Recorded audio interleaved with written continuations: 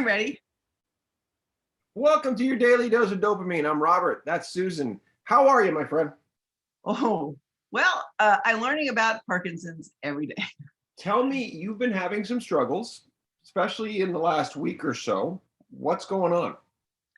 Dyskinesia and trying to For those figure who out. don't know what dyskinesia means, go ahead. Let me know. Well, you'll see it. You'll see me doing this. You might see me doing this. And it's just a lot of body movement. You try to stop it, it doesn't want to stop. It just does its thing. Okay. So one of the things that I mentioned this on a different day is that if I skip my exercise, I'm a little bit more vulnerable.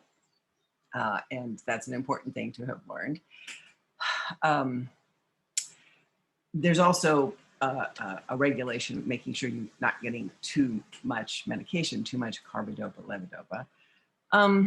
But one is very, for me and many people, very responsive to stress. And so, things happen in our lives. And wow. So last night, I was moving so much. My lower body was moving so much. I actually piled heavy weight on me to try to stop it. And then it would just move up.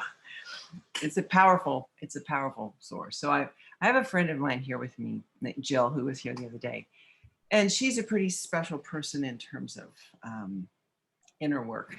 And I asked her if there was anything she could offer or suggest to me when I get like that, when my body's really not, I can't control it. And she said yes. She said she thought that there was a place, that I'm entering a fight or flight kind of response. And she said maybe a valuable way to consider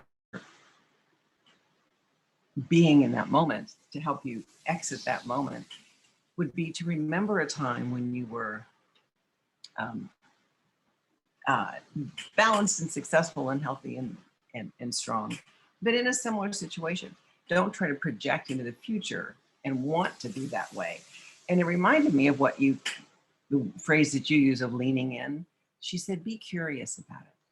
Look at it, think about it. Think about that time in the past, and that it would help bring it to the present. So so much of our work is about being present. Yeah. And yeah. It's one of those things, people know the word and they broadly say, yes, being present is so important. And yet, if you don't actually practice being present, you don't even realize you're not doing it.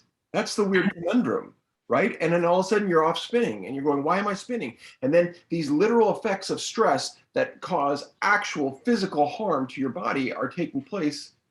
Yeah. If you don't take the moment to breathe and, like you said, observe the thing, and lean into it, which feels like it would take some courage to do that. So it's a concept that I think is super interesting. And I liked her use of the word curious. That has a positive quality to it. So where I think a lot of people struggle when they hear these types of things we're throwing around is it sounds like, mindfulness meditation. And I too, I love meditation. And at the same time, I struggle terribly with it. What I think is unique about what we do is we put being present into an active place, right? It's like having a walking meditation, which is a thing as well.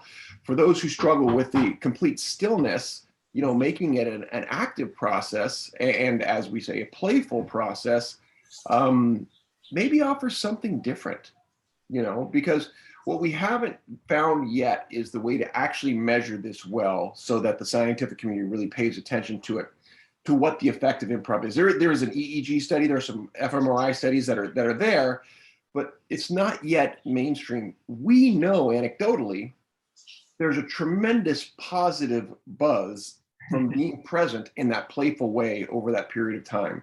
And I think there are lots of studies that show that laughter is therapeutic, right?